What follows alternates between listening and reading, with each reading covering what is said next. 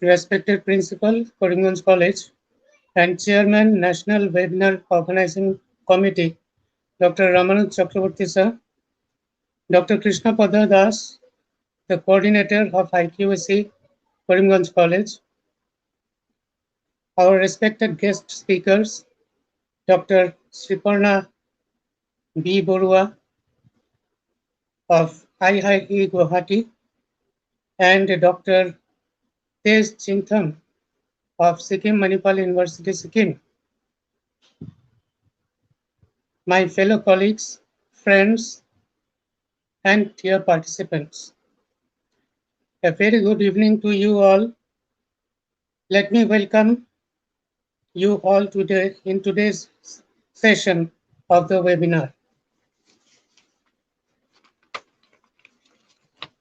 For last 6 days, in the 4 webinars, we have been enriching ourselves on the different aspects of National Education Policy NEP 2020 by listening to some of the eminent scholars of our country. Today is the 7th day and the concluding day with webinar 5 of the series of webinars based on different aspects of the multidimensional programs embodied in the NEP 2020. Today's webinar is based on 3 important areas that are distinct as well as interrelated: skill, entrepreneurship development, and employability. Researches and observations have revealed the fact that only a handful of graduates in India get employment every year. The reason is the demand and supply gap in between skills acquired by the students and the skills required by the employers. The NEP 2020 has put an impetus to the skill development by integrating vocational and formal education. In our webinar today, we have 2 distinguished persons as speakers who are experts in the field of skill and entrepreneurship development, who will share their views with us this evening. Let me introduce Dr. Sriparna B Baruah of IIE Guwahati and Dr. Tej Chingtham. He has not yet arrived to this session. A warm welcome to both of you in this session. I now request Dr. Krishna Pada Das, the coordinator of IQAC Karimganj College, to give the welcome address. Sir Krishna Pada Das. Sir শোনা যাচ্ছে sir? শোনা যাচ্ছে। Okay. Namaskar সবাইকে. Namaskar to everyone and good evening to all of you. Honorable Principal Sir and also the Chairman of National Webinar Organizing Committee, Dr. Ramanand Chakraborty Sir, distinguished speaker, my dear colleagues and participants. The Government of India launched the new Education Policy 2020 in July 2020, and this year on 29th July we have completed 1 year of its launch. It is in this occasion, it is in this context that today we are organizing the 5th and the final webinar of a series of 5 webinars. The title of today's webinar is Skill, Entrepreneurship Development and Employability, Challenges and Opportunities under New Education Policy 2020. I, on behalf of IQAC Karimganj College, welcome you all in today's national webinar. I welcome the principal of our college, Dr. Ramanand Chakraborty sir in today's program. I heartily welcome our distinguished speaker, Dr. Sriparna B Baruah, IIE Guwahati, and there is another resource person who is yet to come here, Dr. Tej Chingtham, CEO, AIC, Sikkim Manipal University Technology Business Incubation Foundation, Sikkim. Respected speaker, your expertise and sharing of ideas will surely strengthen the endeavor to realize the goal of NEP 2020.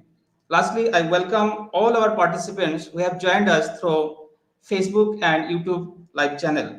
I hope today our experts will surely speak on different dimensions, the different aspects of this particular theme of national education policy, that is skill, entrepreneurship development, and employability, challenges and opportunities. So with this, I conclude here. Thank you.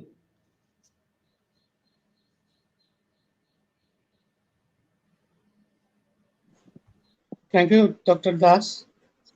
May I now request our principal, Sir Dr. Ramanu Chakraborty, who is also the chairman of this National Webinar Organization Committee, to give the opening remarks. Sir. Yes, thank you, Dr. Shubham Sen, Organizing Secretary of the today's webinar. Sri Krishnapada Das, Coordinator, IQAC Karimganj College, and the most respected resource persons, uh, Dr. Sriparna B Baruah from Indian Institute of Entrepreneurship, Guwahati, and another resource person, I have forgotten the name, I beg your pardon. Uh, he is from the Sikkim University. So I welcome them, uh, and of course, I don't want to go into the detail of today's topic of the webinar. Detailing the topic of the webinar, as experts are there, and the participants are, I think, they're eagerly waiting for listening to the most respected resource person. Even then, as I've been requested to give my opening remarks. Uh, I'll try to touch some basic features of the today's webinar, the topic of the today's webinar.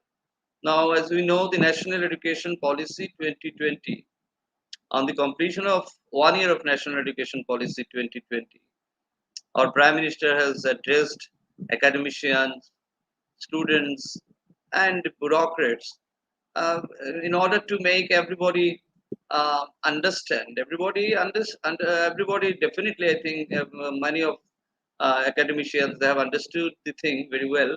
Even then, the Prime Minister has taken keen interest in discussing and focusing upon the national education policy, as this national education policy is a comprehensive education policy, and it's everybody we are listening to. We have been listening to the subject experts from for the last few days, and everybody have all subjects expert are of the opinion that this national education policy this is a holistic approach we find in the national education policy, and there is integration of many subjects in the national education policy, and it is a bit far from the stereotype education policy what we used to uh, what we used to come through during the earlier years. Now, coming back to today's topic of the webinar, we know on the completion of 1 year of national education policy 2020, it is said that the government is committed, totally committed, to ensure the academic welfare and the bright future of the students. Actually, in line with the vision of the Prime Minister Narendra Modi ji, there is an attempt to make this national education policy transformational. Thus, the uh, national education policy, we find the circular integration in the national education policy. In fact, the this ministry, skill ministry, is very closely working with the Ministry of Education to, to realize the objective of Prime Minister, to make the vision of Prime Minister, that is to say, for skilling, reskilling, and upskilling for the youth of our country a success. Again, this national education policy, as we have understood, that there is a constant effort on the part of the policymakers within this national education policy to inject reforms, steady reforms from the education policies so far we have got. Actually, there is an attempt for a total shift from the uh, earlier education policies, and now the attempt is to make it more vocational. That is to say, uh, the government is taking many initiatives in order for the skill enhancement of the youth of our country, and government is also trying to to integrate the formal education with the vocational education of the country in order to make the education of the country realistic for the youth, meaningful for the youth. That is basically the aim of the national education policy, what I have understood. Again, for skill enlargement and for that is to say, and for basically for skill enlargement, there have been development of national education policy. The policy makers are trying to frame the national education policy. The national education policy have already been framed actually within the context of the unique demographic profile of India. As we know, India today is the home of the second largest population of the world, with over 50% of the total population are below the age of 25. And as per the available data, by 2030, over 80% of the total population uh, will constitute the 80% of the total workforce. I mean, total population of the country will constitute the workforce, which is the largest and youngest workforce of the world. Now, but the thing is this, that the uh, over 80% of this workforce again, they are in informal sector. So there is an urgent need to enhance the employment opportunities by targeted skilling and employment promotion of employment initiatives. Finally, as we know, when we discussed in our last webinar, that national education policy, so far as the administration of higher education is concerned, national education policy has suggested to constitute a higher education commission of India, uh, and under its umbrella, under the higher education commission of India, we find that general education council and general education council will look after the programs of higher education, specially referred to as graduate attributes, and national higher education qualification framework will be formulated by the General Education Council, and it shall be in sync with national skill qualification framework to ease integration of vocational education into higher education. The idea of this policy, the basic idea behind all this approach of the policymakers while framing the national education policy, to make the national education policy, as I have said a little bit earlier, meaningful for the youth, make it employment oriented, and make it to see that as a result of introduction of this new education policy 2020, the level of entrepreneurship throughout the country gets a boost. It is with these ends in view, it is with this objective in view, the national education policy has been framed. I understand I don't know much of the national education policy. Expert will, I mean, deliver, and expert will discuss each and every aspect of national education policy. But what I have understood is the thrust of national education policy is to make it is to present it before the students of the country, before the youth of the country, as employment oriented document. As I have said, I don't want to prolong my discussion. I definitely would extend my sincere thanks to the resource person, as they would be dealing with all the aspects of the national education policy. I should not speak much. We are really waiting for the deliberation from the experts.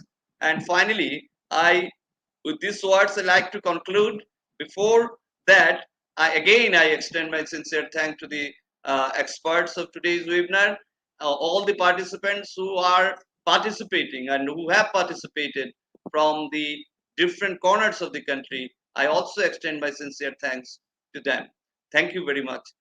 And thank you, Honorable Resource Person. Thank you, Organizing Secretary of today's webinar and the coordinator. Thank you. Thank you so much, sir. Our first speaker is Dr. Sriparna B Baruah. Dr. Sriparna B Baruah is the Head Center for Industrial Extension, Indian Institute of Entrepreneurship, Guwahati. Dr. Baruah has 33 years of work experience in management, education, and in small and medium enterprise development, with thrust on entrepreneurship and livelihood promotion. She also has extensive experience in action research and projects relating to development of livelihood clusters, specifically in the northeastern region of India. Since last 3 years, she has been actively involved in facilitating creation of a startup ecosystem in Assam and has been regularly mentoring the hand-holding existing and potential startups in opportunity guidance and scaling up.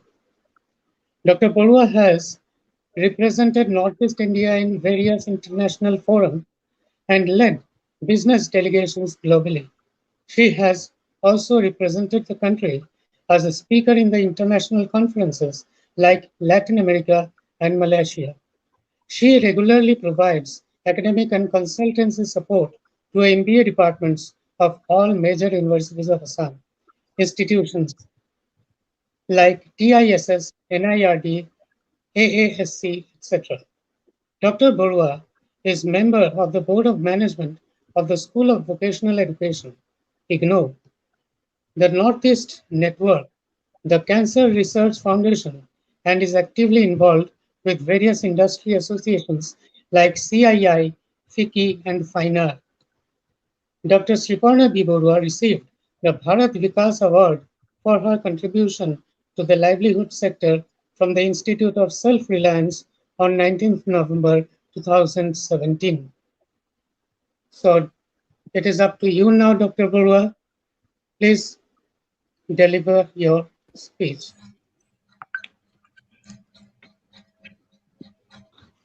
Thank you. Thank you so much.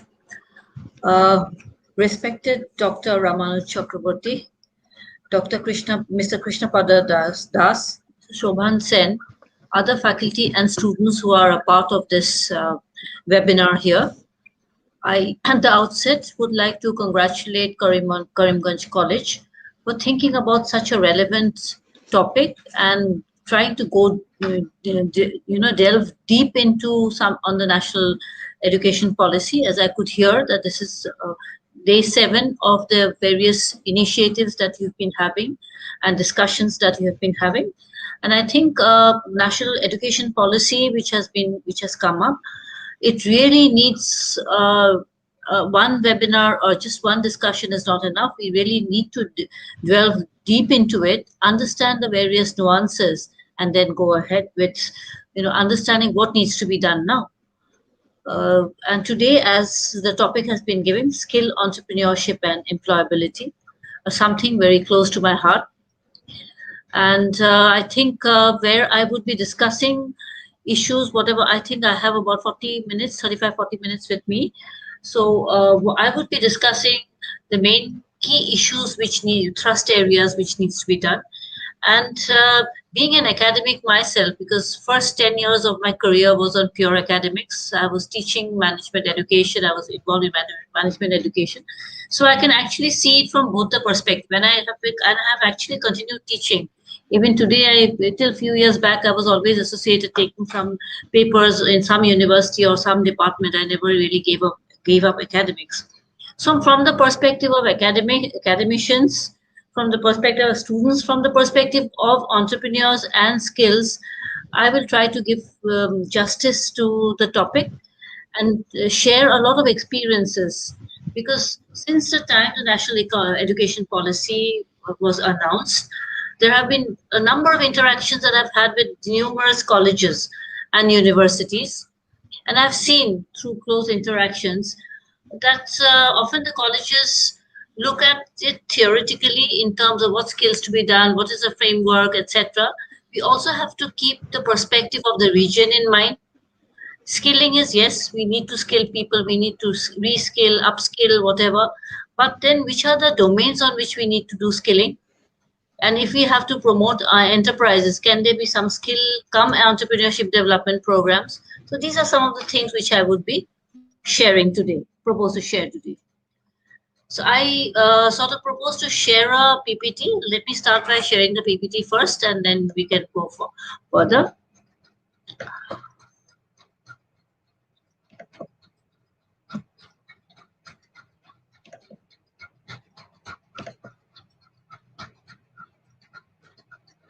Is my screen visible? Yes. It's visible? Not yet. Not yet? Yeah. Okay. Let me just try it once more. Yeah.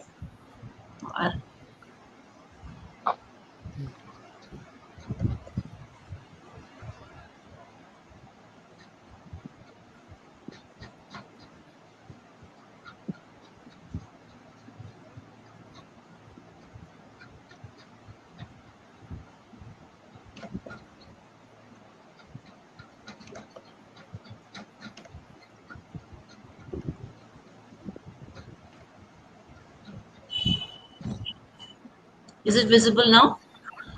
Yeah. Something. Yeah. Now it is visible. Yes. Now It's visible. Not that way. Actually, it's not screen visible? is here before. Yes. Screen is here before us.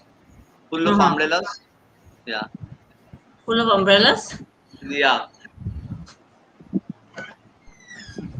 Okay, let me just.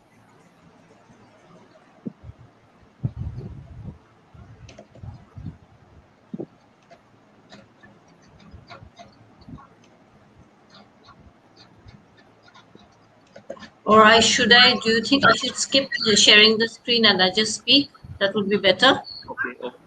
I think that would be better, right? Because otherwise we will be wasting a lot of time with the screen. Anyway, so the new education policy, if we look at new education policy, we will find that I would just like to look at the new education policy from the perspective of entrepreneurship and skill. Now, here we find that the thrust is number one, education for all. The moment we say education for all, it means that we have to be very, very flexible in terms of how we go about it. The second is we're saying target that the gross enrollment be increased by 50% by 2035. That's the next another thing which I thought is very important, which needs to be flagged. This policy is going to be relevant for the next 2 decades at least, right? Then we know that we are today projecting India to be the third largest economy next to USA and China. Now these are some of the realities and which is also talked about. And we are basically today we know that since pandemic, one thing has become very clear, that access to use of technology has expedited, digitization has been expedited to a large extent because of pandemic. We could never think 1.5 years back that we could be communicating like this, national webinars from all over. I'm sure all of you are doing that, right? Not only within the state, but pan India, international. So these are things which are happening. So, and it is setting actually the mood for preparing ourselves for the fourth industrial revolution, where we will be talking more of technology. We are preparing ourselves for the fourth industrial revolution, and jobs, the type of jobs which will come up in future would be more of creative and multidisciplinary. So there'll be a lot of jobs, are whichever job is going to come up, so there'll be more creative and multidisciplinary jobs which are going to come up. And that is why the education policy has been focusing on being multidisciplinary, because the type of jobs which are going to come up, because we are talking about employability. When do we have employable people? When we are actually getting students ready to what the market is, the changes in the market. And some of the skill sets, irrespective of whichever field a student goes into, a student could go into any field, right? Some the traditional professions will always remain, becoming a doctor, engineer, architect, whatever, that will remain. But to survive in today's world, certain set of skills like critical thinking, problem solving ability, communication skills will be required in whichever field I decide to go. So skill and knowledge are actually the driving force of economic growth and social development of any country.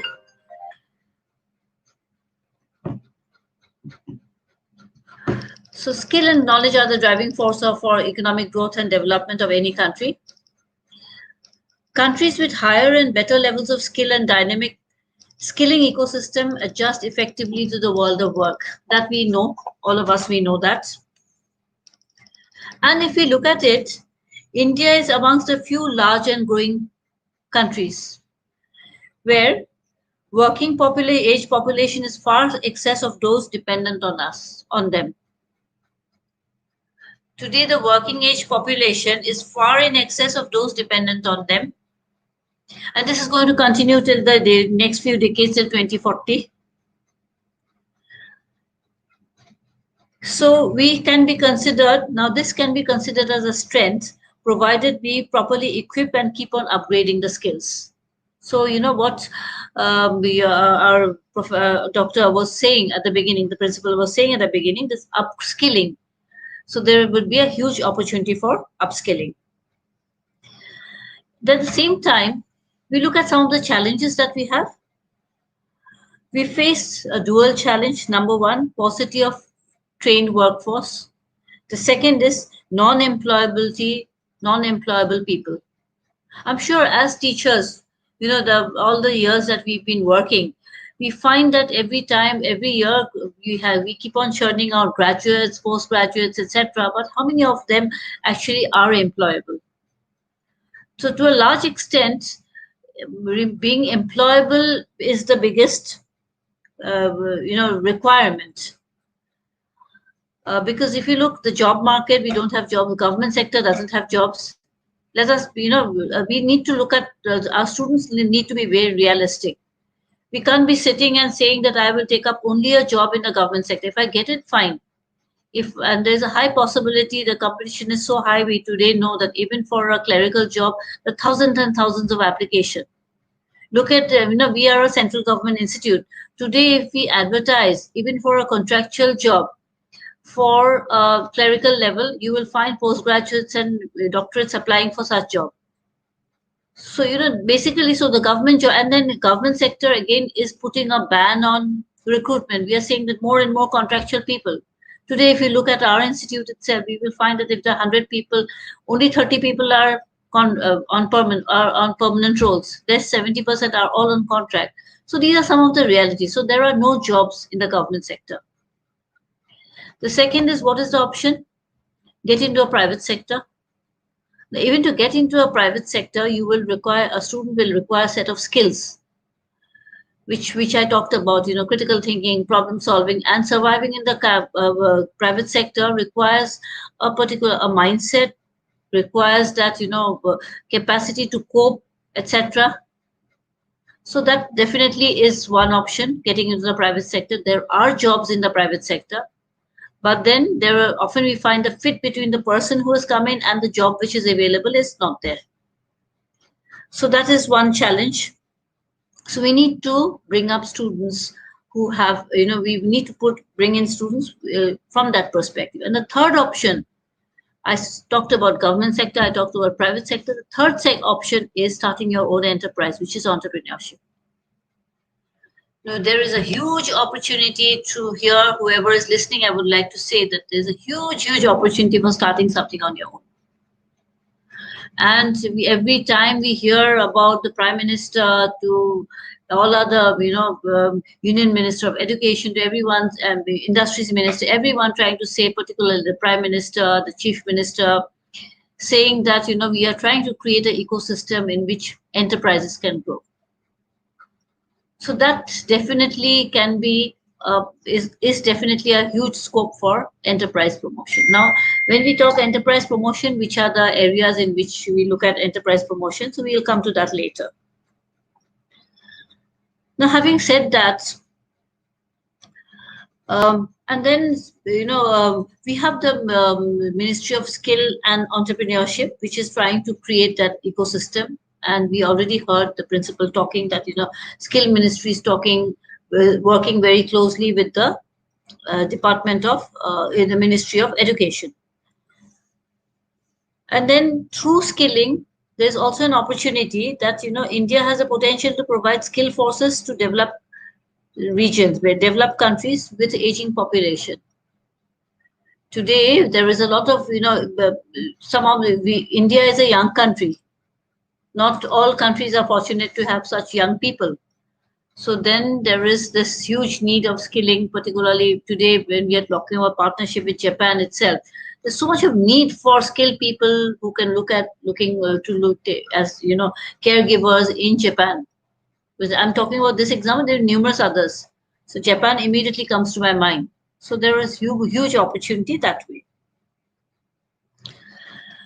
Now, I'll now like to look at specifically for Northeast. Northeast, if we look at it, if we look at Assam itself, there is a huge divide in terms of jobs seekers versus the jobs available. There are different figures given by different, so I'm not going into that, how many unemployed, employed are there, but we all know that there is a huge there. And when we are looking at skilling or when we are looking at enterprise promotion, we can look at it from a twin approach. One can be local employment, one can be migration. Let's look at skilling and employment generation first. We'll come to entrepreneurship later. Let's look at first skilling, because as colleges, we can often start up courses in which we give skill development programs, right, as a part of the new education policy. So let us look at skilling. Through skilling, we can give employment on two ways. One is local employment. We can find out, which are the industries doing well, do a quick survey, and then start having skill development programs to find and basically fit people to the jobs which are required in the local environment. So that is one. The second could be that we help people migrate from here. There are a lot of requirements, job requirements, particularly when we know what comes to my mind. Hospitality is one sector, retail is the other sector, where there's a huge requirement. And during the pandemic, we've seen that how many people have come back, security guards, etc. So there is a huge requirement there. Hospitality, wellness, security services, retail. Now, these are sectors in which there are jobs. And if we do skill development programs, definitely there is an opportunity there. So normal practice is what? We do programs in these areas. I'm sure in your city, in your place also, you will find that a lot of skill development program happens everywhere.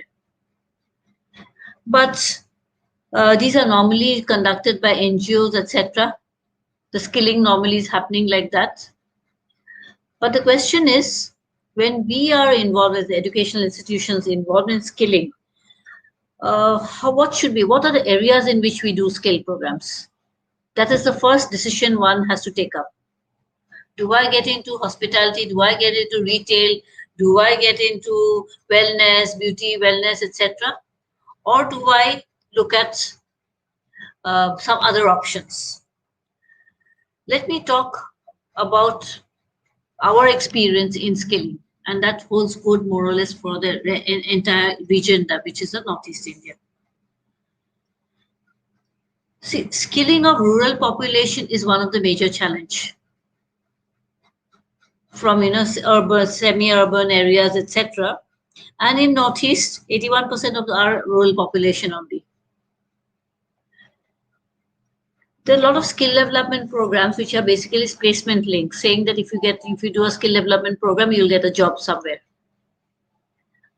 But at the same time, can we uproot our students and all send them? Is it feasible that we uproot all our students and send them outside? Can that be a solution? I'm telling you this from my own experience that people join the course, skill development program. There are jobs available, but people do not go once a job offer is given. Because you have to look at the geography, you have to look at the demography, you have to look at the culture, you have to look at the language.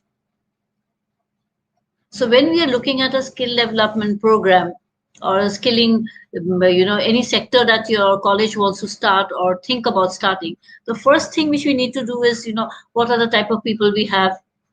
Would it be, is skilling and giving them a job in the retail an answer? So look at the demography, look at the culture, look at the language. So we have seen even through our institute, when we've done a large number of programs like this. Initially, when we started, particularly in the hospital, I'm talking about the pre-pandemic era, when we were doing a lot of programs on skilling for the hospitality sector, they were getting jobs in 5-star, 4-star hotels very easily because there was a huge demand. But you go back after a year, which we had actually done, you will find that most of them, at least 60% come back. So it's like a cycle. Again, another lot will go. So that actually doesn't solve the problem. What we have found, rather, is that rural skilling can be made in sectors which are, dominant in your particular locality, in your particular state. For example, we've done a lot of rural skilling programs on a project mode in sectors like handloom, handicraft, food processing, etc., where the participant or the one who undergoes the training need not go out. That stops migration. That eventually creates employment there. So one has to look at, suppose we look at Karimganj now, we look at Kachar district, we look at what are the sectors in which there is a lot of enterprise already happening at the rural sector. So can we start doing skill development programs in such sectors? Food definitely will cut across every state in the Northeast, agri and food. Then depending on, suppose there is a lot of fisheries are there, can we do something on, skilling on that, upskilling on that? Can we do something, a craft-based, if there are a lot of crafts, can we do skilling on craft-based, in the craft-based sector? Sometimes it could be that, you are just, there are a lot of artisans are there. The next generation is normally giving up the craft. So bringing the next generation to that, skilling on, things like e-commerce, etc. Those could also be. So you could need to look at options like that. We have seen that we normally have done a lot of skill development programs on a project mode, where we do, we do interventions on a cluster mode. Possibly the new education policy could also give opportunities to colleges to take up, livelihood intervention. So if we take up livelihood intervention in particular areas, or maybe your NSS wing is very strong, they are adopting a village. So in that village, if we could look at, for that particular village, if you could look at, I think there's a sound coming in.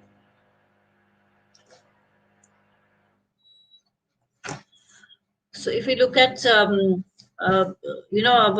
particular village which we've adopted through NSS, and there we do some skilling, then you'll find that that becomes a sustainable project later on. So we really need to look at that. Then another thing which can happen, we talk about incubation centers. Today everyone is talking about incubation center. All colleges are talking about incubation centers. Our Tej, next speaker who's going to come, he's from an incubation. Now that he's from an incubation center which is with startups. But can we also have incubation centers in the sectors like craft for creating micro entrepreneurs, not startups in the real sense, that using technology and all? So your institution can have a center in which you keep on doing skilling in craft, handloom, handicraft, food processing, and then also help the students to incubate there. So that could be another option. Right? So that could be another option, and that has, wherever we have done that, we have found that the success rates have been really, really high. So that is one. But the entire thrust, skilling through incubation can be, it's a very new thought which is there, because normally people look at skilling as one is something separate, then incubation is something. Yes, incubation can be for different levels. And what Northeast requires, what Assam requires, is more of incubation support for creating micro enterprises. So there could be in your institution an incubation center in which some take skilling and they go back and start working for entrepreneurs. There could be some skilling, they start their own business. So those are options, because when you want to empower people at the grassroots, we find that a particular village is all into, supposing, everyone is doing handicraft. Now, in the next level, how do you bring them up? So you train up, skill them up on, doing something like e-commerce, marketing skills, etc. So those could be also skills in which they go back and they start find a business opportunity in the village in which they belong to. That would actually help in doing reverse migration also. And ultimately, that is one of the ways in which we could have an answer for, creating employability. Otherwise, this thing, one needs to be really careful. Otherwise, what will happen? We'll keep on doing skill development. It becomes like a big racket. And then people come back. So another stream comes in. There are targets, there are numbers, and nothing is happening. We need to be a little innovative. We need to a little, think out of box and do a reality check with the area to which we belong to. Then entrepreneurship, yes, through skill. It could be, one aspect could be skill come entrepreneurship. So it could be you're doing a skill development program, and in the program you're also giving them inputs of entrepreneurship. This is something we have tried, and it has really been for promoting very self-employment, micro enterprises, and I wouldn't even say micro, I would say nano enterprises. And then along with that, you start having other programs in which they can, from, suppose he or she is just done his, class 10. He gets into this, and then you have supplementing them, you also have another advanced skilling program. So then they become a graduate on that. So you could, think about, instead of going into many streams, look at that as an option also. And as an institution, if we are looking at, one is skill development, if you look at entrepreneurship development, when we're looking at entrepreneurship development, we really need to be very, very clear and define the categories of entrepreneurs. There would be entrepreneurs at different levels. There would be entrepreneurs, there could be some who are school and college dropouts. There would be some who are graduates and postgraduates. There would be some who are professionals with work experience. So once you have the entrepreneurship, if you want to start your entrepreneurship cell, you want to start your incubation centers, one can be very, very specific about, which is the category I want to target. You find because in your area you will be knowing best the sort of students that you get. Would you be getting more of graduates and postgraduates, or you would be getting a lot of school and college dropouts? And simultaneously you would like to do some skill development programs for them also. So when we look at school and college dropouts, we need to remember that school and college dropout, what is that? We need to look at the profile of the candidates. A school and college dropout will normally have poor reading and writing skills. They will not have funds to. Normally, people don't have funds to start their business. So maybe traditional sector, small project reports can be done for them. We have, even linking them up with, different promotional organizations. There are a large number of promotional organizations which are already trying to promote micro entrepreneurs, like starting from NSIC to SIDBI to, handicraft department, handloom department. So we could be just coordinating with them and look at that as an option. Have skill development and entrepreneurship program, and there could be, motivation and handholding. Then this is for what I'm saying for the school and college dropouts. There could be something for graduates and postgraduates. Everywhere, whether it's for the school dropouts, college dropouts, or for postgraduate, mentoring becomes very, very important. We need to have a strong mentoring support. Now, pandemic has given us one thing, which is, virtually you could have access to a lot of mentors. And when we're looking at mentors, we need to look at mentors from two perspectives. One is subject matter specialists, which will be giving you anything related to the subject in which the enterprise is started. One could be mentoring on different aspects, like your soft skills mentoring, your business plan mentoring, your, so soft skills, business plan, then, formation of a company, legal aspects. So there could be different aspects in which, so bringing everything under one board in your institution can make automatically the ecosystem will start happening. So basically, if we want to promote entrepreneurship, what we need to do is opportunity guidance is very important. Helping students to think out of box, as I said at the very beginning, we are asking them to think out of box. We're looking at critical thinking. And then, so these are things which we need to do. And most important thing is motivating them. And motivating them as to why you need to not just accumulate one degree after the other. When you find, when you take an interview, you will find people you have so many certificates. A student has so many certificates. Acquiring a degree or a diploma has become like a fad or a fashion nowadays. You keep on acquiring, that becomes an occupation. But you finish one, you go to the other. And you don't know, most of the time, you don't know most of the things that you have done. So our new education policy is also trying to, bring people out of that mold, because that really doesn't help. And so it's a combination of,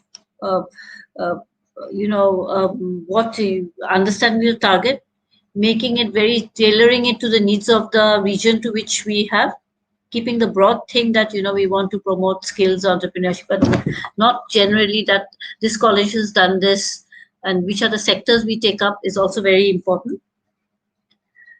And we have to remember that we are promoting entrepreneurs. Entrepreneurial journey is a very difficult journey. It's a lonely journey. So motivation becomes very important. Teachers as motivators, etc. That becomes very important. So this is how one can, think about how you're going to approach the entire journey. And sometimes you could even look at, in promoting entrepreneurs, we could even look at two aspects. There are some small entrepreneurs already there from your alumni, for example. Take them, bring them up, talk to them, help them to accelerate, help them to make a business plan. What I'm trying to say is that we normally, because I'm associated, with a large number of academic institutions, we often think that starting a incubation center will give an answer to everything. But let us be very clear, it's not about setting up a center, having a high funda thing. That could be more for technology. But these are small things which are more important. And while there are broad parameters which we all need to keep in mind, but at the same time, it has to be targeted to the location in which, or the area in which I'm trying to bring in the change. So this is in very brief. And as I said, when we talk about challenges, there would be a lot of challenges. Challenges in terms of who would be associated, other teachers, because from our institute we have done so many entrepreneurship development programs for teachers also. But when I think more than, I don't know how many numbers, a lot of teachers last 10 years have been trained in our institute on entrepreneurship. But then we have to keep the reality in mind. The teacher getting trained in entrepreneurship, maybe because entrepreneurship is something you have to give your heart, soul into it. Is the teacher passionate about it? Is a course by itself is not enough? So a lot of things like that. The teacher has to have enough time. If he or she is teaching his own subject, where is the time for promoting entrepreneurship or skill development? So how does the college go about it? So it's not something like that I just pick it up from somewhere and just formulate a module and start the course. Networking becomes very important. I think one of the gap in the entire thing can be sorted out to a large extent if we have a strong network of professionals, of entrepreneurs, and getting entrepreneurs on board is very important. Skill institutions in your locality, entrepreneurs in your locality, trying to find out from them what they are doing, what is it possible. So, these are small tips which can be important. Having a brainstorming session, spending a lot of time in thinking what needs to be started in in a particular institution. So these are things one has to keep in mind. And that's how but at the same time, I would like to say this is one of the, if we can do it, this in the right spirit, we have to do it in the right spirit, and we can do it. Change can actually happen through this education policy. I think for the first time, we've seen such radical changes being done, and vocational education will be an answer. Vocationalization is extremely important. I remember many years back, maybe about 15 years back, two things I had noticed.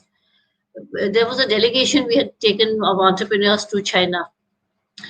And first thing, that time vocational education in India was not even, we never talked about much about vocational. It was only limited to ITIs and things like that. So when we were moving around there, the representative there was very proudly showing us, this is our ITI, Industrial Training Center. So then we all looked at it. We didn't even think much about it. We thought that, okay, we have so many ITIs here in and around. So what is so great about this? This is one. The second thing is that, which is more interesting, and at this point of time is, we had gone to an industrial estate, industrial park, because these entrepreneurs wanted to see the industrial park in Shanghai. When we went inside the industrial park, I found that inside the industrial park, they had the campus of the Nanjing University there. So can you imagine having in India? I think now these things are going to happen. IIT, etc., are already having academia industry interface and it's very fruitful interactions. Now institutions like ours will also, all other institutions will have to think like that. So at that time when I saw the industrial university campus in the industrial area 15, 16 years back, then I thought, okay, this is how they do the industry academia interface. And now we have to, we have to be academics and industry. That interface becomes very important. Anything we look at, skill development and entrepreneurship. So some of the, it's more of action research which will be important rather than pure academic research. Because data will say something, whereas your, data, we get an insight into the data provided we have the practical insights also. Why I'm telling you this is because in my career, I had a mix of both. Pure academics versus absolute field work. And when you can blend both, that's the time when you get an actual perspective. And that's when we actually look at, think about skill development and entrepreneurship development. So this is, with that, I would like to close my, whatever I had to say. If there is anything you would like to ask at the moment or comment, most welcome. Thank you, madam, for such a nice deliberation. Our second speaker has not yet arrived. So, with the permission from the chairman, should we go for interaction session with madam? Yeah, it depends upon you. If you feel that interaction session should begin now, you can do that, or you can wait for the second speaker to finish his deliberation, and after that, at a time, the interaction session you can begin. Okay, so actually, Yeah. the second speaker has just told me that he's finding some problem in Okay, connecting. Then go ahead with interaction session. Go ahead. Okay, sir. Till he arrives, let us continue with interaction session. Yeah. Because he's finding some problems in connectivity. So till it gets resolved. So if someone wants to ask something to madam,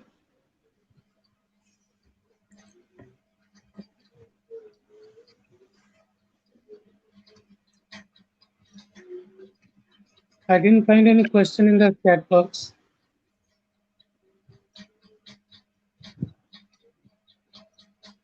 Yeah, anything anyone wants to ask?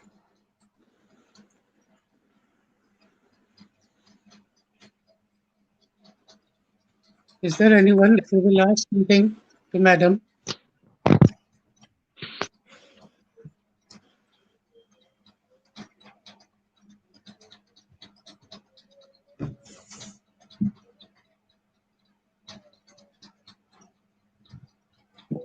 Shovan. Shovan. Yes, you can. Yes, You can put questions on our experience in China. What she found something different in China from yes, India, particularly yes. relating to entrepreneurial skill and entrepreneurship, both. So I think here is there's a a question. There is a question from Dimpi Pal. She wants to ask madam regarding the scope of entrepreneurship for teachers. Not that. Actually, I wanted to know from Dr. Baruah that your experience in China while visiting Of course, I love. industrial estate and the difference that you found in China with India. And Okay. That's the thing. See, yeah, that is, yeah. So if I would like to elaborate, see, in the industrial, number one, China, we found that there was a lot of ease of doing business.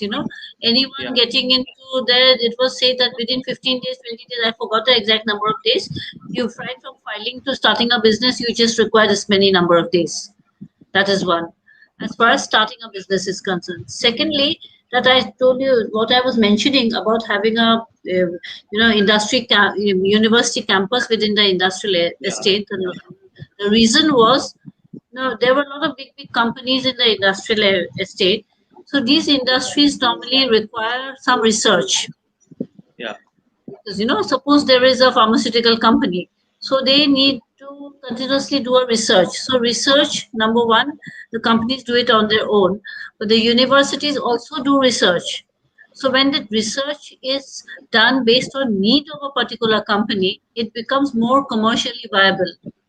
So Yeah. what they used to do, these companies used to go and tell the department that this is the sort of research, if you do, it'll be very useful for us. So accordingly, the academics discuss, and then they give their students projects on doing research on the area in which the industry says. And once that is done, so the academics, the research scholars also get an opportunity to go and work in the industry, I see.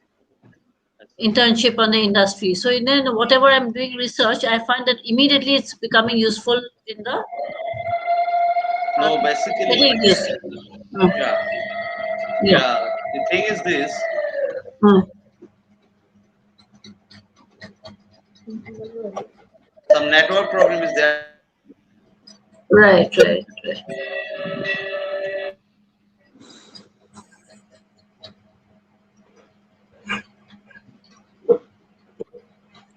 I want to know actually. Basically, then China's industries are promoting universities. China's No, industries are basically promoting research and development, only isn't research, it? yeah.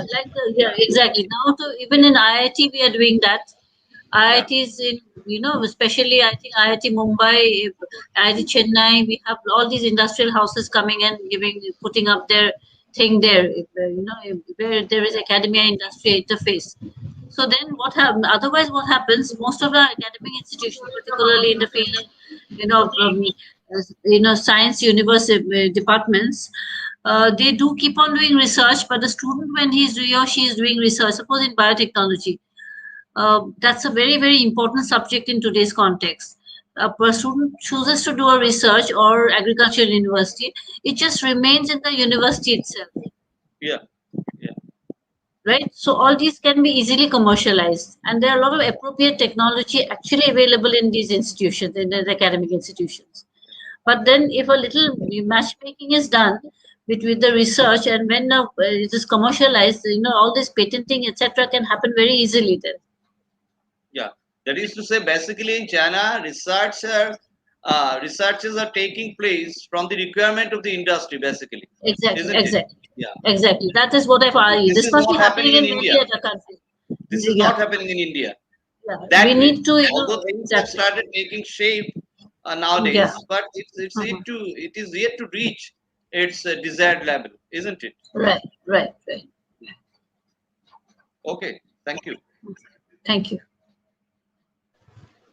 Madam, here is a question from Rimpi Datta. Mhm. She wants to ask regarding the scope of entrepreneurship for teachers, and she also adds one more. In addition to academic activity, how can we involve in entrepreneurship? So Okay. this is the question from Rimpi Okay. Datta. So, what is the scope for entrepreneurship? As teachers, it would depend, number one, on which is the discipline from which you come, and what is your number one. Entrepreneurship is a very open subject. If you want to keep on teaching, do you want to do something, start your business, something to related to your field in which you are involved, or do you want to do something which is totally different? It's a very open-ended thing, so you can choose what you want to do. supposing I'm a teacher, then here we have already seen during pandemic, Byju's, etc., coming up with so many, class monitoring solutions, classes, virtual classes. Today, depending on the requirement, the need that you find, there is nothing called teachers and entrepreneurship. It'll depend on the person, the subject, and what is your interest area. Or do you want to continue to teach and then start business? Then that doesn't happen. It'll be a very small time. But if you want to start business, then you can start your coaching class, which normally people already do, virtual classes, interactive sessions. You can do a content creation, content creation. All these are business opportunities for any teacher can do now. And I think in the virtual world, this is becoming even more clear now. Something on translating and putting it up on the platform for regional language, your language. So those could be some of the options in which you do. Otherwise, depends on the subject which you take up. If you are a science teacher, if you are particularly subjects relating to, as I was saying, biology, biotechnology, or so you could, if you're a computer science teacher, you could come up with an app. So it all depends on what subject you are from and what you can do it. And the second question as to how you want to start get involved in entrepreneurship, as I was mentioning in my entire speech, look at what are the feasible resources available. You decide on what business to start depending on what resources are available and what skill sets are there. That is how you can get involved. And look at from the alumni, best way to start getting involved in entrepreneurship is get into the alumni network. I'm sure there would be a lot of network of entrepreneurs. Get in touch with the entrepreneur associations there. Bring them, have discussions on success with successful entrepreneurs. Do small programs, awareness programs. Connect with the industry associations, connect with DICs. That's how you can immediately start. And there are a lot of organizations like that you can easily start. Or you could start by, if you want to start an entrepreneurship cell in your college, look at you need to do a lot of reading and what are the business opportunities, which are the sectors doing well. Today, if we say which are the sectors doing well, e-commerce is there, which is going to food is one sector, right? Logistics is another sector.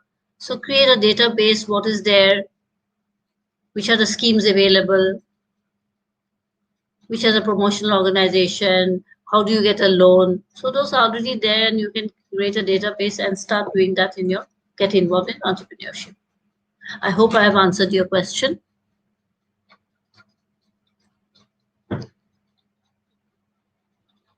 Any more questions?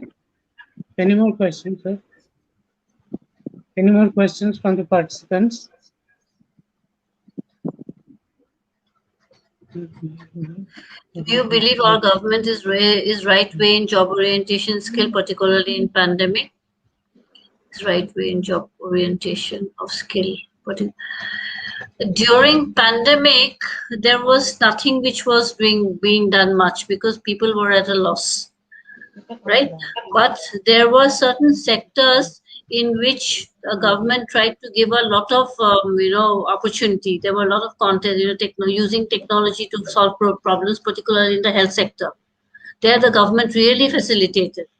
There was a lot of open competitions coming in saying that how using technology you could come up with giving solutions, particularly the health sector. And we have found in the last 1 year, apart from the vaccine which has come in, so much of entrepreneurship has happened in the last 1.5 years. Like, when we had started, when the pandemic had started, we were importing PPE kits. Today, we are making 5 lakh PPE kits per day as a country. So this is one. We are making face shields. So all these were being facilitated, etc. So definitely government was trying to do its best. Okay.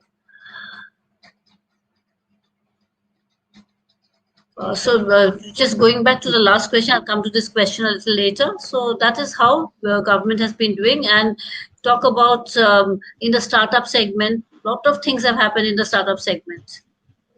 Today we find, low cost the monitors having coming in, low cost ventilators have come in, and health sector, waste management, a lot of things have happened.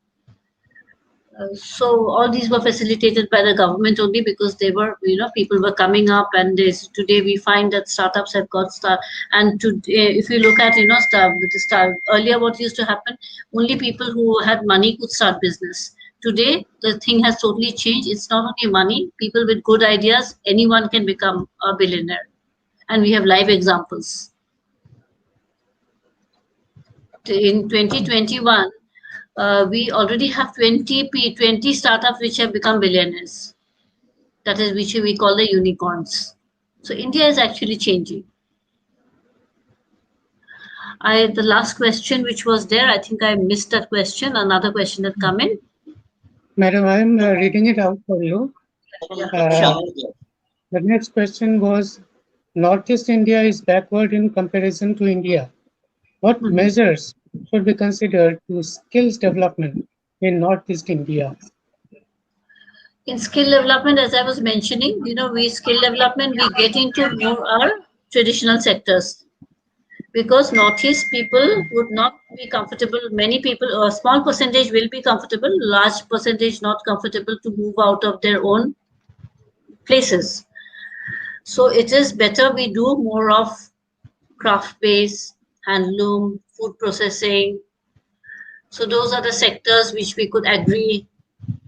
Here we are giving today, the government is giving so much of emphasis on dairy, on farmer producer companies. So these are the ways in which group entrepreneurship could be a way. Cluster development is a way. So these are some of the things which, so it would be, at the household level, you are doing something, you graduate to the next level, then you go to the next level. So it would be at the grassroots level, interventions can be done. Right? This question was put by Dr. Manas Das. He is the assistant professor in Commerce Department of this college. So right now, no more questions are coming out. Okay. The chairman, sir, shall we wait for some time or? Okay, then I think I'm over, right? Are there any questions, participants?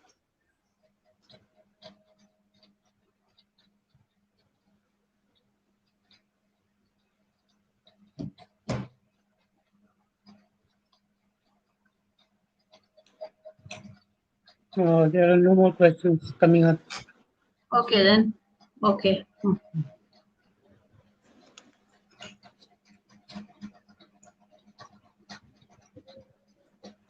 Chairman, sir, Principal, sir. Yes. Shall we wait or shall we conclude here? No, actually, I can't say actually the resource persons whether he'll be coming or not. That I don't know, isn't it? So it is 6:20. It is 6:20. Yeah. And the second speaker is not responding, actually. He was finding problem in connectivity. Now, I'm trying over telephone, but he is not responding. Might be because of network problem. Might be, sir. Yeah. Then you wrap it up. Wrap up it. Okay. Okay. Is there any other question? Is there any further question to Dr. B Baruah from the participants?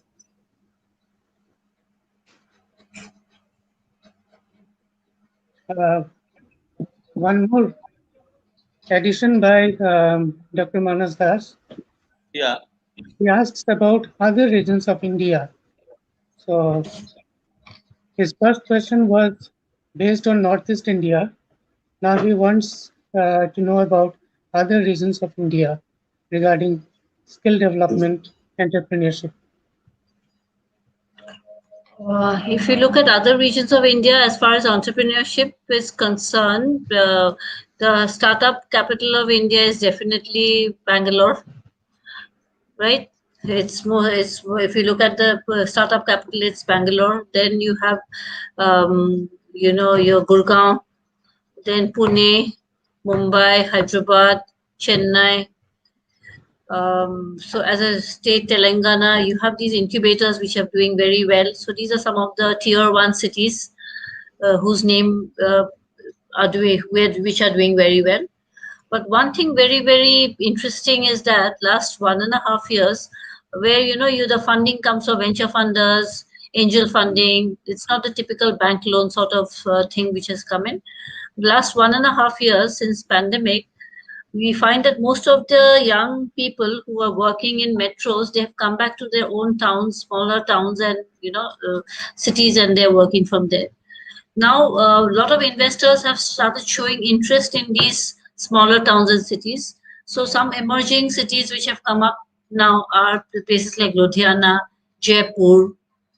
Okay, Ludhiana, Jaipur. Then I think Jaipur, I think Ahmedabad. So these are cities are also coming up. In fact, Bhopal. These cities are also. Orissa is another, as a state. Bhubaneswar is another state. So these are coming up, and it is, these are some of the very positive things which have happened.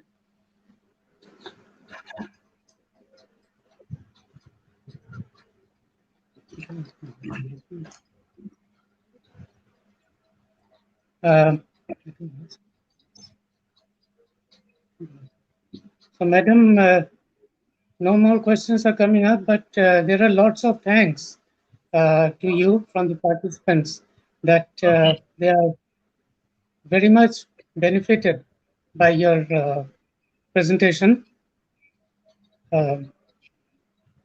One question I wanted to know from you that recently a research scholar, she is doing her PhD on the curriculum designed by the university regarding entrepreneurship in undergraduate level.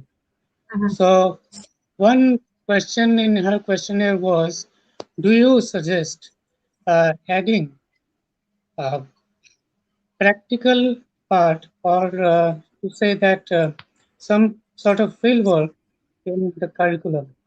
So, Madam, can you throw some light on this? Yeah, it's a very important, interesting question, and very, very important question. Entrepreneurship definitely has to have a practical thing. Otherwise, in the curriculum, that practical aspect is not there. In fact, it should be 30% written and 70%, if possible, practical. I was teaching entrepreneurship because Guwahati University, that curriculum which they have on entrepreneurship. So I was asked a number of times to take classes in, commerce in Guwahati University, etc. I went once or twice, and I gave away only because of this reason. Because it is no theory that you can actually teach unless there is practical issues. And entrepreneurship as a subject actually draws from so many other subjects. You have something from psychology, you have something from economics, something from management. So it is it draws from number of subjects. So there's nothing that you can actually definitely a practical. Another question: can institute like IIE can suggest the government to establishment of entrepreneurship center at College of Assam for employability of training? And I think these are initiatives which a college themselves can take up.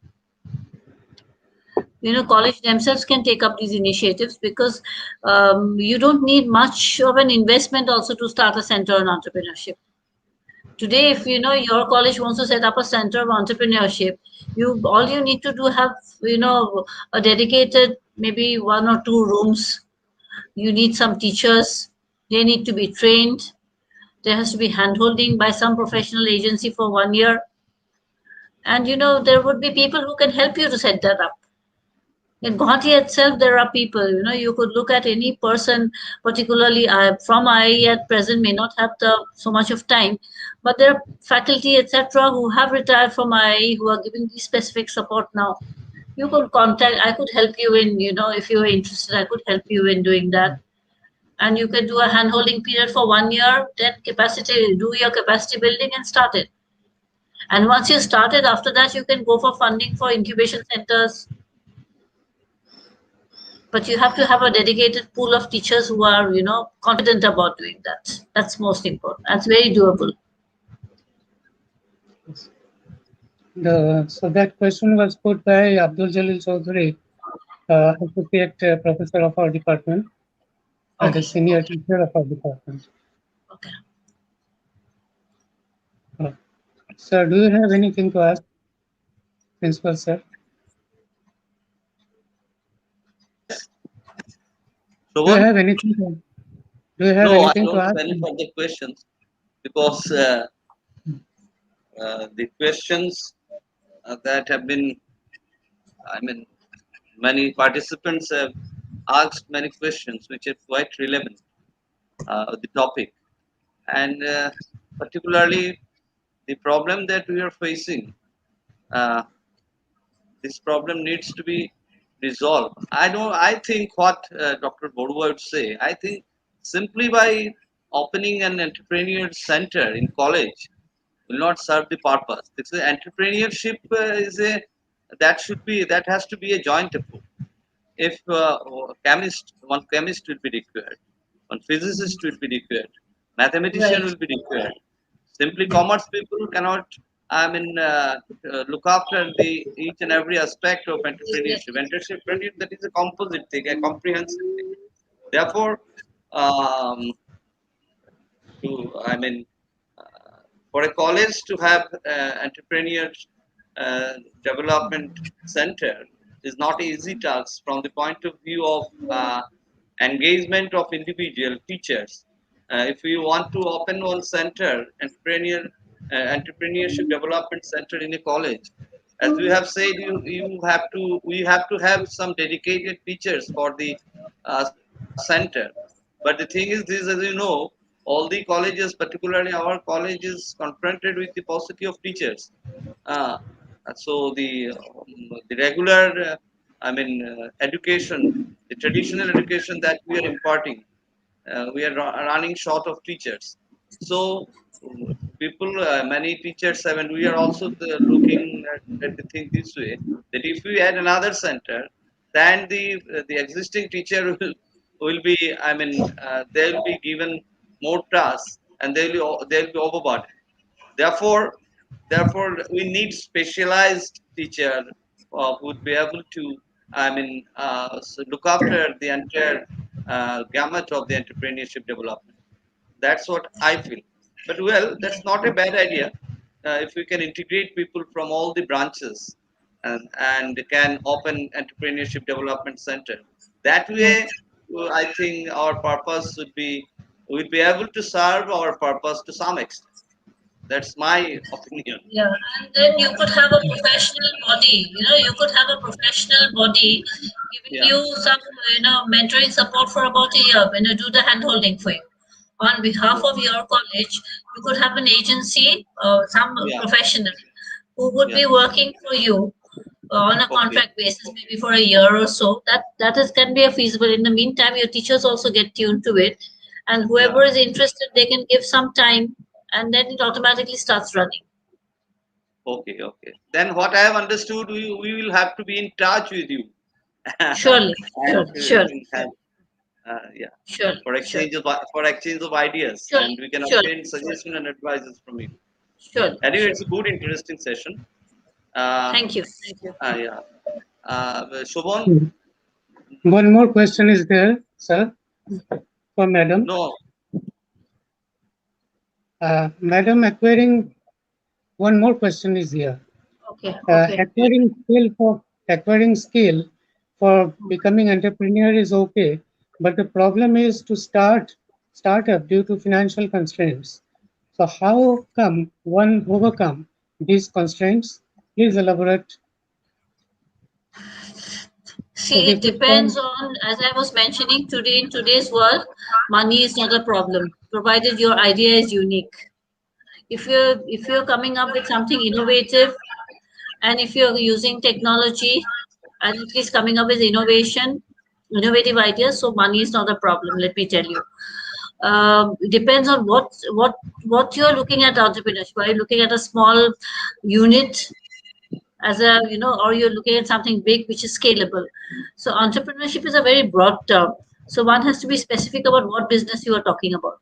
And if you're talking about just general business that you want to start, then you can take a loan. And we have that Mudra scheme, the government of India. There is a Stand Up India scheme, which is for specifically for women. They are not asking, no longer asking for collateral, etc. And you can start it. There could be other ways in which you start your business by asking for funding from only you give your idea. There are contests which happens. You just need to pitch your idea and you get grant fund, you get seed fund, you get venture fund. So it will all depend on what business you want to start and what is your idea. If you're just looking at someone doing well and you're starting your idea by just trying to replicate that, then funding becomes a problem. If you're actually trying to solve a pain point, trying to come with something innovative, then money is not a problem. Thank you, madam. This question was put by Dilip Basnath. No more questions further.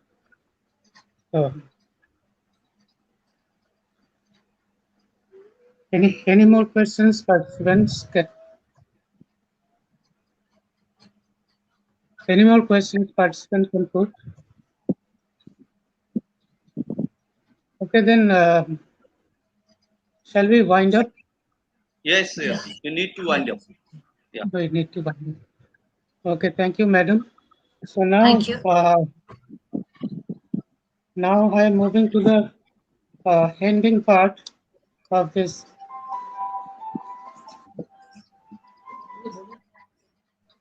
Excuse me, a call has come from the second speaker. Yeah. Let me receive it.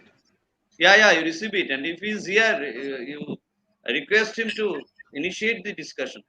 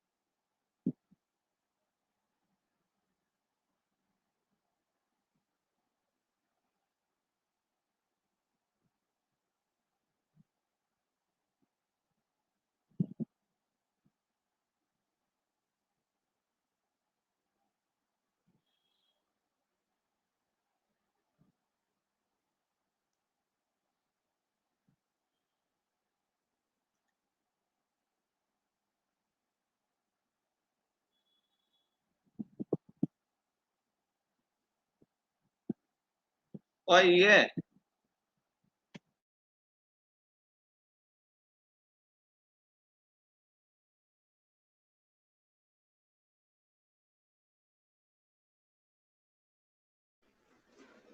So the person is not able to get the connection from his location. He's trying out, and I also called Vishwajit to help him out, but perhaps his call didn't reach him, or there might be some sort of problem. So he's actually running from here to there to here with his laptop, carrying the laptop, not getting. I'm trying to call Vishwajit if he can help over telephone. Okay. The network issues are there. So Network issues are there. Yeah, you need to wait for them for a few minutes. Shovan, I'll be on my way to HKD, and hopefully Okay, I'll be okay. participating, reaching there at Hailakandi. Okay. For the Okay, time okay, being, sir. Okay, sir. I will leave this session for Okay, sir. Okay. say half an hour, 1 hour, I think, and then I will participate there. Okay. Okay, To okay, sir. extend my sincere, when the vote of thanks will be offered, we need to extend our sincere thanks to Dr. B Baruah, Okay, who has okay. given a really nice presentation before participants. Mhm. Even then, the formal vote, Thanksgiving will be,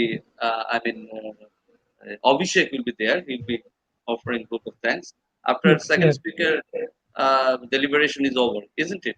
Okay. Okay, yes, yes. That Yeah. will be. Thank you. Okay, Okay, thank you. thank you so much. Thank you. Thank you, madam. Please stay Thank you. online. Okay, I'll be there when the second speaker comes. Okay, okay.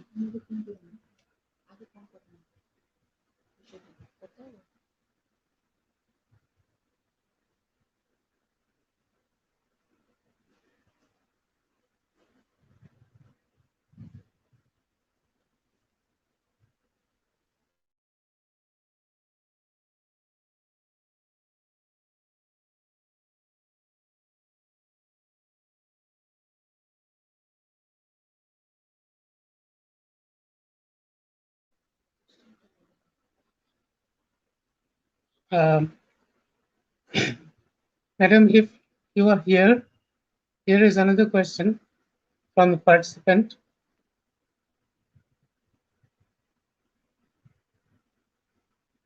Hello.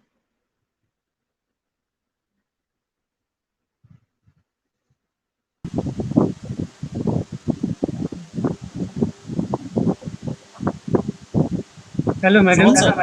Suman sir উনি connect করতে পারছেন না, সম্ভব নয় ওনার তরফ থেকে। হ্যাঁ, ওনার network খুবই খারাপ, তো উনি আসতে পারেন না। আমরা অনুষ্ঠানটা শেষ করে দিতে পারি। আচ্ছা, ঠিক আছে। Okay. Because the second speaker cannot connect, is unable to connect. So with this question, if madam is here, one more question is here for you. Um, Madam,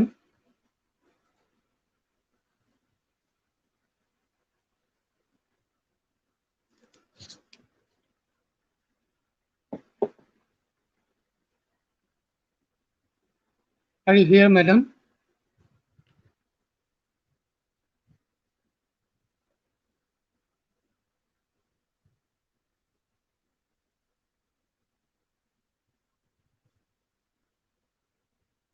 Hello.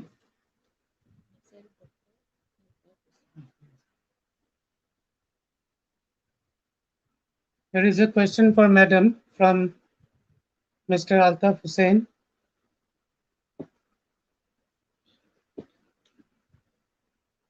Perhaps madam has left. Perhaps she has left.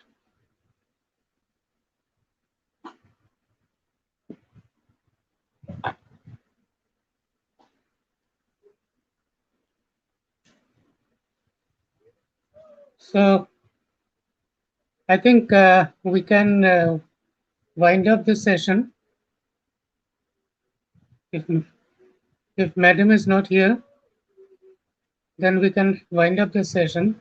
So I now request Abhishek Bhattacharya to sum up and offer vote of thanks. Thank you very Please, much, sir. Abhishek. Thank you, sir.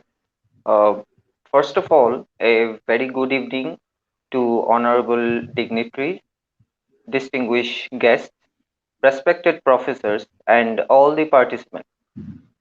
On behalf of Karimganj College and the organizing committee, I feel immense pleasure to take this opportunity to propose a vote of thanks to Dr. Sriparna B Baruah ma'am, Head of Center for Industrial Extensions, Indian Institute of Entrepreneurship, Guwahati, for her excellent deliberation on the topic and sharing her experiences with us. Her informative interpretation of future possibilities due to NEP 2020 in the coming days was really informative and mesmerizing. Another speaker, Dr. Tej Chingtham, CEO, AIC-SMU Technology Incubation Foundation, Sikkim, but he could not attend this webinar today due to some issues. So it is a loss for all of us. I take this opportunity to specially express my deep regards and gratitude to our respected principal sir, Dr. Ramanuj Chakraborty sir, Chairman of National Webinar Organizing Committee, for encouraging us and providing opportunities to organize such events. I would specially thank the coordinator of IQSC, Sri Krishnapada Das sir, head of the Department of Mathematics, Karimganj College, for his continuous support in successfully completion of all the events. My sincere gratitude also goes to the organizing secretary, Dr. Shovan sir, head of the Department of Commerce, Karimganj College, for his restless effort in organizing the event in a systematic manner.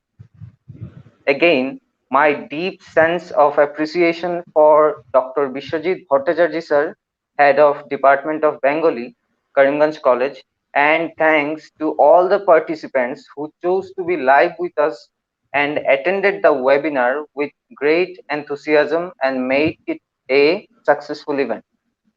Last but surely not the least, I thank the organizing committee for taking topics that really matter in today's age and time. Once again, I thank you all for being with us this evening and have a wonderful night ahead. Thank you. Thank you, Abhishek, for your vote of thanks. But there is something called last but not the least. Madam was not there at the time a question arrived. And so this question, Madam, I am reading out the question because you are here. Okay. Can you take the question? Yes, tell me. Suna Hussain, she has asked, hello, madam, how far skill development is relevant for a state like Assam in particular, and what are the job opportunities? Actually, the question was asked by Dr. Altaf Hussain. Okay. So this skill development definitely is relevant, but depends on whether we can identify the right skill which needs to be developed. If we identify the right skill which needs to be developed, as I was telling you, if we do skilling in areas where people will easily get a job. Now, the beauty industry, if we now do skilling in beauty and wellness, it may not do well, because number one, there are so many already beauty parlors are not doing well. There's so many things are closing down, etc. So that sector will not be relevant now. But if you do something like, skill development on training people who can get into the logistics sector, because logistics is a sector which is going to come up. Skill development for people who can get into the e-commerce sector. So that will do. So it will depend on your ability, anyone's ability to identify the right skill, the skill which will have, has a, the sector which is doing well. Now, if we go for doing skill development in tourism, it will not do well. The tourism lasts 1.5 years. So we need to first identify the right sector. If we do skilling in healthcare, if we do skilling for paramedics, there'll be a lot of demand. Okay. Okay, thank you, madam. I think I think we are done. The participant has got the answer. So with that, we come to the end of the session. If I think, I suppose the chairman is not here, he has left. So in this juncture, I invite Dr. Krishnapada Das, the coordinator IQAC, to declare the session closed. Okay, thank you, Shovan sir, organizing secretary. As principal sir is not here, so I coordinate Krishna Pradas, coordinator, AIC-Karimganj College, formally declared that the weapon is over. So thank you everybody. Thank you very Thank much, you. sir. Thank you very much, madam. Thank you. Thanks all of you.